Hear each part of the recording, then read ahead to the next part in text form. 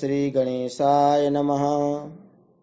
वागर्थाविव संपृक्तौ वागर्थ प्रतिपत्तये जगतः पितरौ वन्दे पार्वती परमेश्वरौ।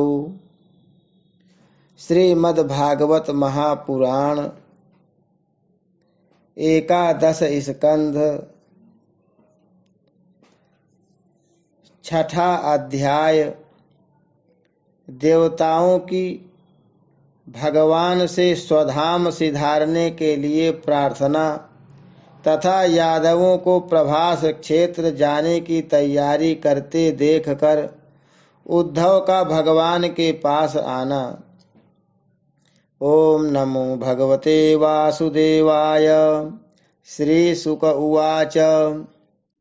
अथ ब्रह्मात्मजैर्देवैः प्रजेशैरावृतोऽभ्यगात् भवश्च भूतभव्येषु ययौ भूतगणैर्वृतः।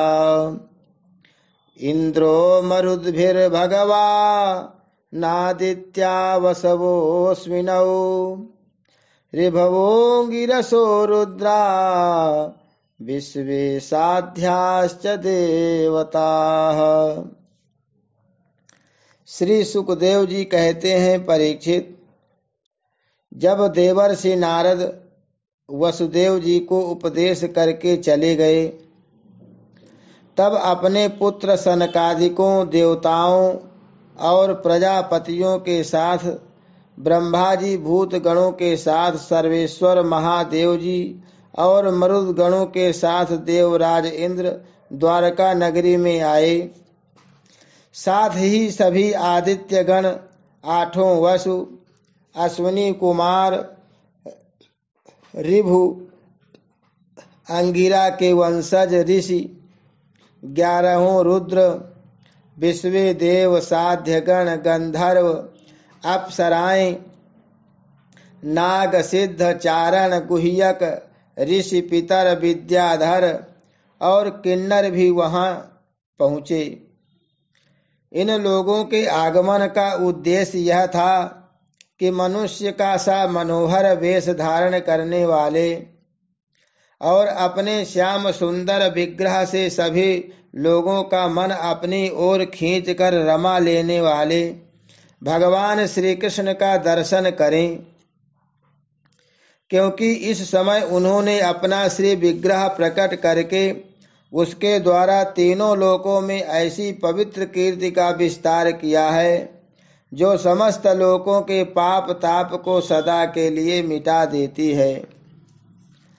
द्वारकापुरी सब प्रकार की संपत्ति और ऐश्वर्यों से समृद्ध तथा अलौकिक दीप्ति से देदीप्यमान हो रही थी। वहां आकर उन लोगों ने अनूठी छवि से युक्त भगवान श्री कृष्ण के दर्शन किए। भगवान की रूप माधुरी का निर्निमेष नयनों से पान करने पर भी उनके नेत्र तृप्त नहीं होते थे। वे एकटक बहुत देर तक उन्हें देखते ही रहे। उन लोगों ने स्वर्ग के उद्यान, नंदन वन, चैत्र रथ आदि के दिव्य पुष्पों से जगदीश्वर भगवान श्री कृष्ण को ढक दिया और चित्र विचित्र पदों तथा अर्थों से युक्त वाणी के द्वारा उनकी स्तुति करने लगे। देवताओं ने प्रार्थना की, स्वामी, कर्मों के विकट फंदों से छूटने की इच्छा वाले मुमुक्षु जन भक्ति भाव से अपने हृदय में जिसका चिंतन करते रहते हैं, आपके उसी चरण कमल को हम लोगों ने अपनी बुद्धि, इंद्रिय, प्राण, मन और वाणी से साक्षात नमस्कार किया है। अहो आश्चर्य है। दोर्भ्याम पादाभ्याम जानुभ्याम उरसा शिरसा दृशा मनसा वचसा चेति प्रणामोष्टांग ईरितः। हाथों से, चरणों से, घुटनों से, वक्षस्थल से, सिर से, नेत्रों से, मन से और वाणी से, इन 8 अंगों से किया गया प्रणाम साष्टांग प्रणाम कहलाता है। अजित, आप माइक रज आदि गुणों में स्थित होकर इस अचिंत्य नाम रूपात्मक प्रपंच की त्रिगुणमयी माया के द्वारा अपने आप में ही रचना करते हैं, पालन करते हैं और संहार करते हैं। यह सब करते हुए भी इन कर्मों से आप लिप्त नहीं होते हैं, क्योंकि आप राग द्वेषादि दोषों से सर्वथा मुक्त हैं और अपने निरावरण अखंड स्वरूप भूत परमानंद में मग्न रहते हैं। स्तुति करने योग्य परमात्मन, जिन मनुष्यों की चित्त वृत्ति राग द्वेषादि से कलुषित है, वे उपासना, वेदाध्ययन, दान, तपस्या और यज्ञ आदि कर्म भले ही करें, परंतु उनकी वैसी शुद्धि नहीं हो सकती जैसी श्रवण के द्वारा संपुष्ट शुद्धांतःकरण सज्जन पुरुषों की आपकी लीला कथा कीर्ति के विषय में दिनों दिन बढ़कर परिपूर्ण होने वाली श्रद्धा से होती है। मननशील मुमुक्षुजन मोक्ष प्राप्ति के लिए अपने प्रेम से पिघले हुए हृदय के द्वारा जिन्हें लिए लिए फिरते हैं, पांचरात्र विधि से उपासना करने वाले भक्तजन समान ऐश्वर्य की प्राप्ति के लिए वासुदेव, संकर्षण, प्रद्युम्न और अनिरुद्ध इस चतुर्व्यूह के रूप में जिनका पूजन करते हैं, और जितेंद्रिय धीर पुरुष स्वर्ग लोक का अतिक्रमण करके भगवत धाम की प्राप्ति के लिए तीनों समय जिनकी पूजा किया करते हैं।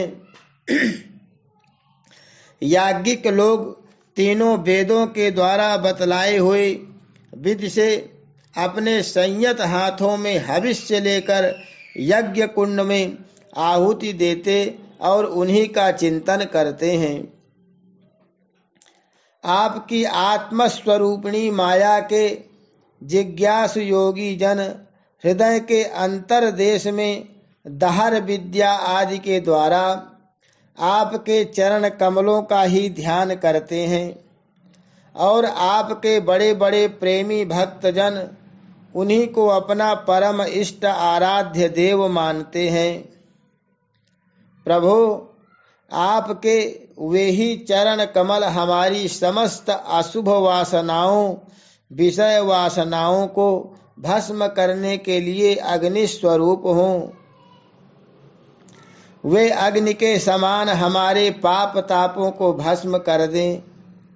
प्रभु, यह भगवती लक्ष्मी आपके वक्षस्थल पर मुरझाई हुई बासी वनमाला से भी सौत की तरह स्पर्धा रखती हैं, फिर भी आप उनकी परवाह न कर भक्तों के द्वारा इस बासी माला से की हुई पूजा भी प्रेम से स्वीकार करते हैं।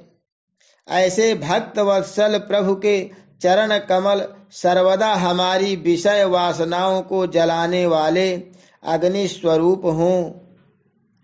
अनंत वामनावतार में दैत्यराज बल की दी हुई पृथ्वी को नापने के लिए जब आपने अपना पग उठाया था और वह सत्यलोक में पहुंच गया था, तब यह ऐसा जान पड़ता था मानो कोई बहुत बड़ा विजय ध्वज हो।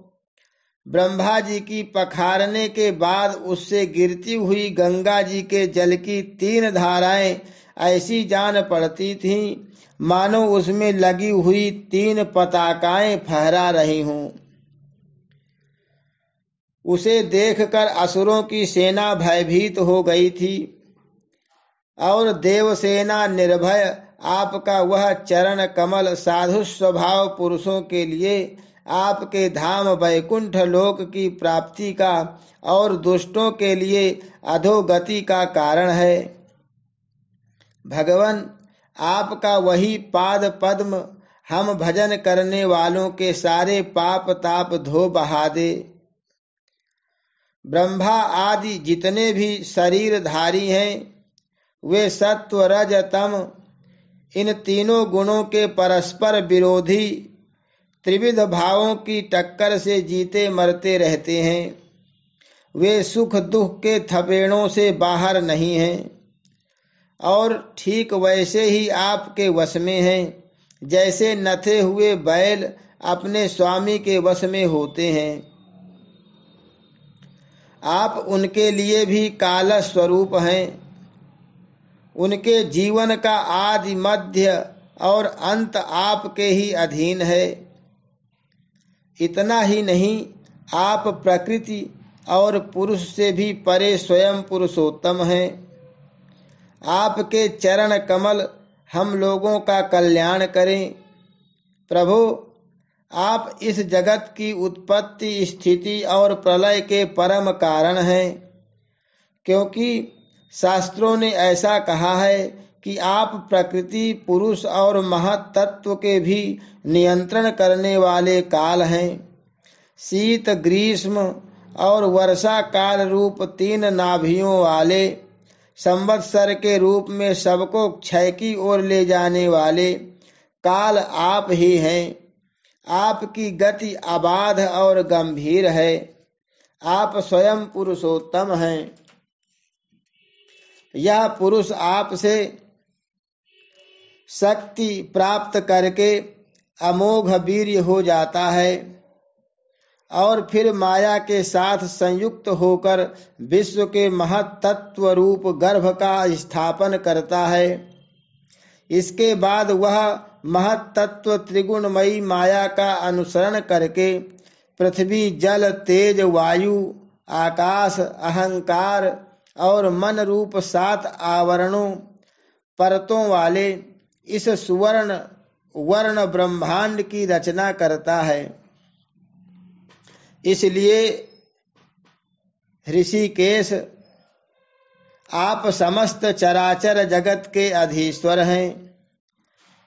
यही कारण है कि माया की गुण विषमता के कारण बनने वाले विभिन्न पदार्थों का उपभोग करते हुए भी आप उनमें लिप्त नहीं होते।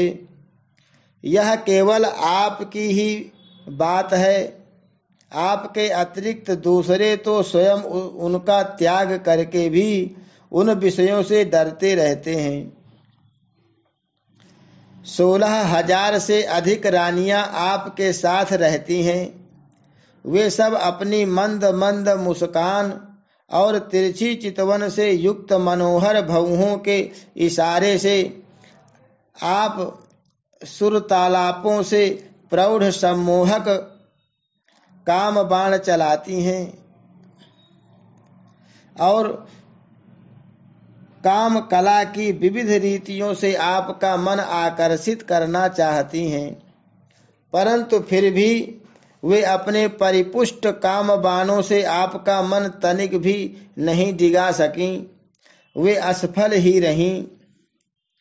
आपने त्रिलोकी की पाप राशि को धो बहाने के लिए 2 प्रकार की पवित्र नदियां बहा रखी हैं। एक तो आपकी अमृतमयी लीला से भरी कथा नदी और दूसरी आपके पाद प्रक्षालन के जल से भरी गंगा जी।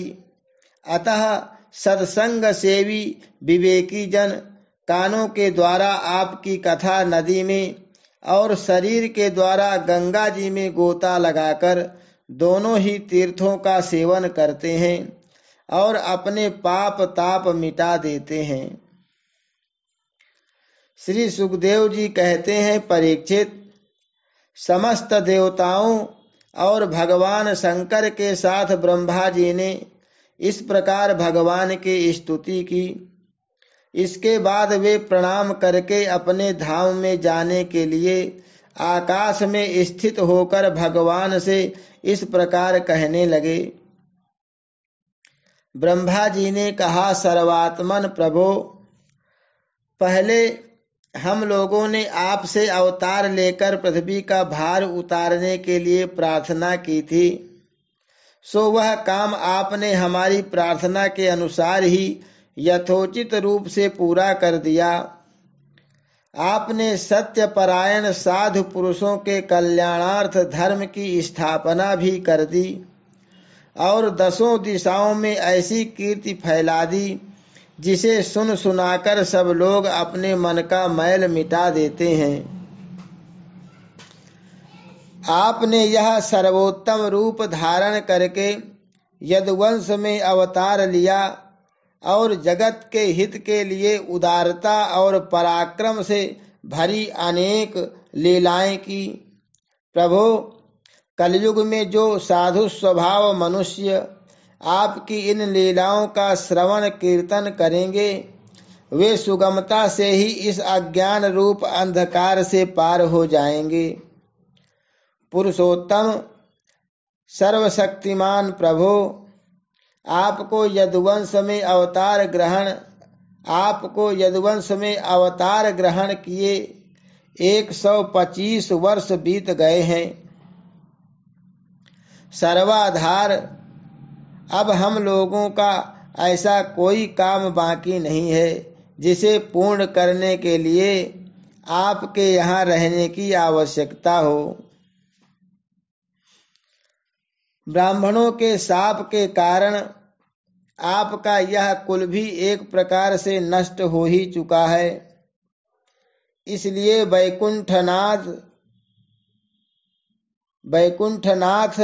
यदि आप उचित समझें तो अपने परम धाम में पधारिए और अपने सेवक हम लोकपालों का तथा हमारे लोकों का पालन पोषण कीजिए। भगवान श्री कृष्ण ने कहा, ब्रह्मा जी, आप जैसा कहते हैं मैं पहले से ही वैसा निश्चय कर चुका हूँ। मैंने आप लोगों का सब काम पूरा करके पृथ्वी का भार उतार दिया, परंतु अभी एक काम बाकी है। वह यह कि यदुवंशी बल विक्रम वीरता शूरता और धन संपत्ति से उन्मत्त हो रहे हैं। ये सारी पृथ्वी को ग्रस लेने पर तुले हुए हैं। इन्हें मैंने ठीक वैसे ही रोक रखा है जैसे समुद्र को उसके तट की भूमि। यदि मैं घमंडी और उच्छृंखल यदुवंशियों का यह विशाल वंश नष्ट किए बिना ही चला जाऊंगा तो ये सब मर्यादा का उल्लंघन करके सारे लोकों का संहार कर डालेंगे। निष्पाप ब्रह्मा जी, अब ब्राह्मणों के शाप से इस वंश का नाश प्रारंभ हो चुका है। इसका अंत हो जाने पर मैं आपके धाम में होकर जाऊंगा।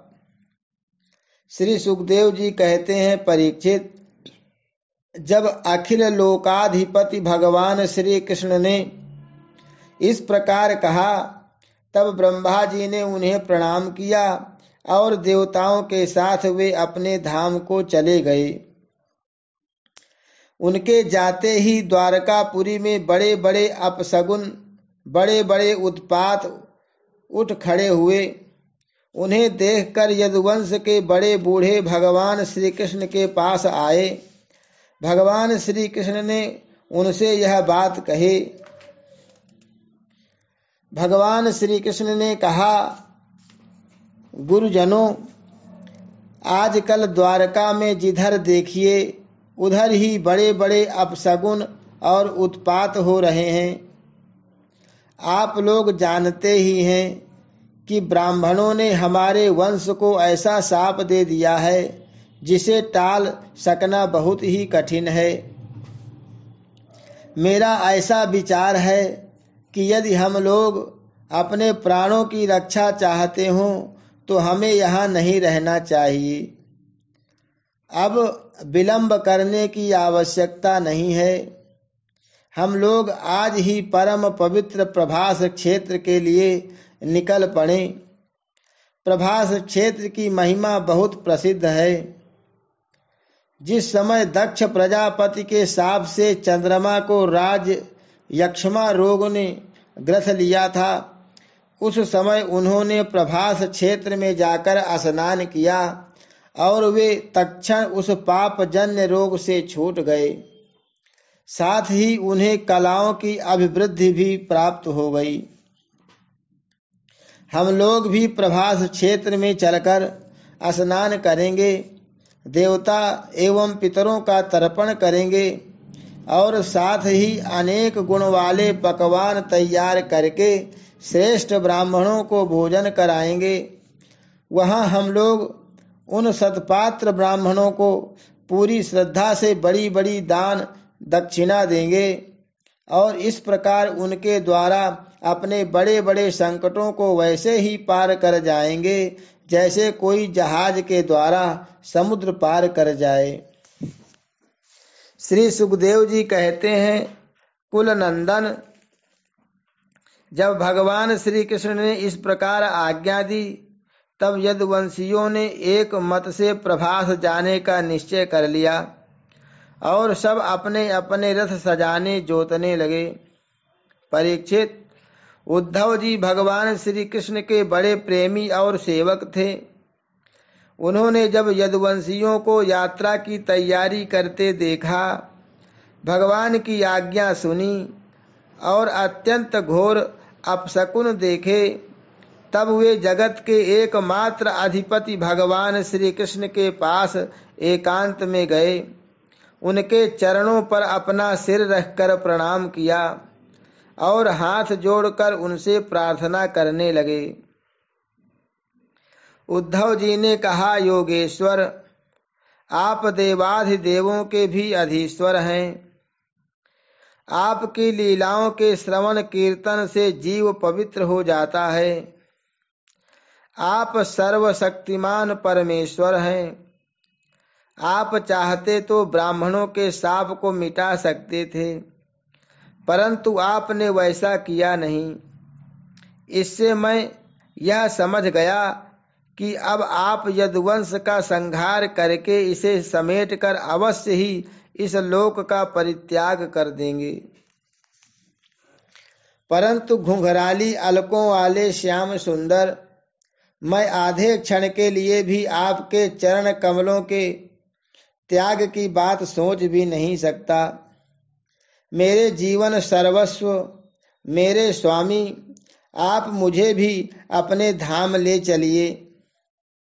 प्यारे कृष्ण, आपकी एक एक लीला मनुष्यों के लिए परम मंगलमयी और कानों के लिए अमृत स्वरूप है।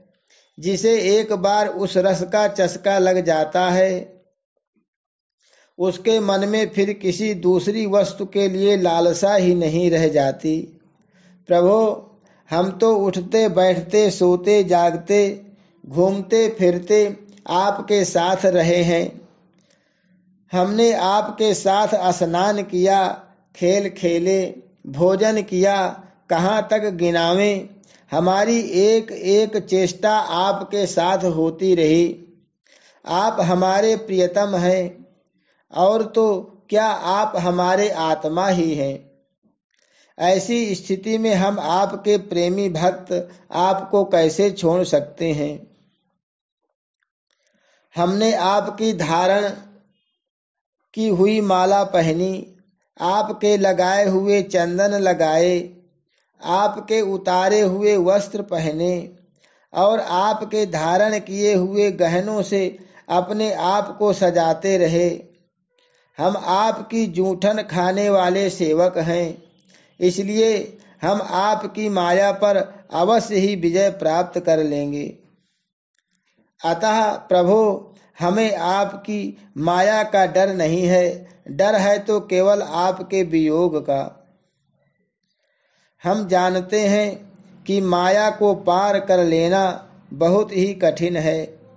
बड़े बड़े ऋषि मुनि दिगंबर रहकर और आजीवन नैष्ठिक ब्रह्मचर्य का पालन करके अध्यात्म विद्या के लिए अत्यंत परिश्रम करते हैं। इस प्रकार की कठिन साधना से उन सन्यासियों के हृदय निर्मल हो पाते हैं और तब कहीं वे समस्त वृत्तियों की शांति रूप नैष्कर्म्य अवस्था में स्थित होकर आपके ब्रह्म नामक धाम को प्राप्त होते हैं। महायोगेश्वर, हम लोग तो कर्म मार्ग में ही भ्रम भटक रहे हैं, परंतु इतना निश्चित है कि हम आपके भक्त जनों के साथ आपके गुणों और लीलाओं की चर्चा करेंगे तथा मनुष्य की सी लीला करते हुए आपने जो कुछ किया या कहा है उसका स्मरण कीर्तन करते रहेंगे। साथ ही आपकी चाल ढाल, मुस्कान, चितवन और हास परिहास की स्मृति में तल्लीन हो जाएंगे। केवल इसी से हम दुस्तर माया को पार कर लेंगे। इसलिए हमें माया से पार जाने की नहीं, आपके विरह की चिंता है। आप हमें छोड़िए नहीं, साथ ले चलिए। श्री सुखदेव जी कहते हैं, परीक्षित, जब उद्धव जी ने देवकी नंदन भगवान श्री कृष्ण से इस प्रकार प्रार्थना की, तब उन्होंने अपने अनन्य प्रेमी सखा एवं सेवक उद्धव जी से कहा, हरि शरणम, श्री कृष्णार्पणमस्तु।